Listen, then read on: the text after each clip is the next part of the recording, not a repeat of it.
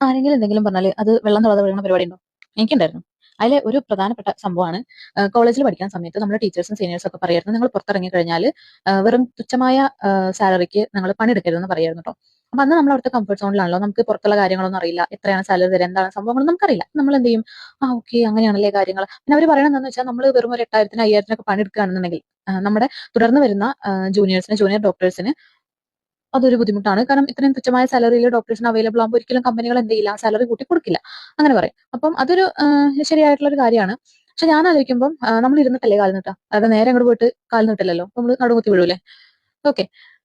അതായത് ഞാൻ ആദ്യമായിട്ട് കയറിയത് 15,000 രൂപ സാലറിയിലാണ് ഞാൻ ഒരു ക്ലിനിക്കിൽ വർക്ക് ചെയ്തിട്ടുണ്ടായിരുന്നത്.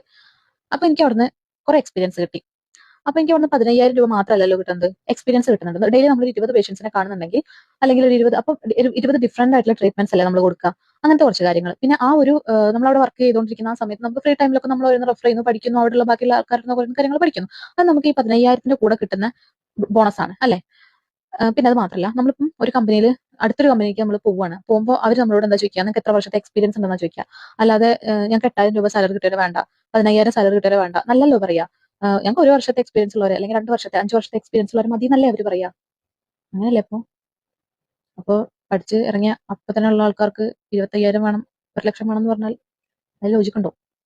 എനിക്കറിയില്ല. എനിക്ക് വയ്യ എന്റെ ബ്രെയിൻ കൺഫ്യൂഷൻ ആക്കാം. നിങ്ങൾ ആലോചിക്കുക.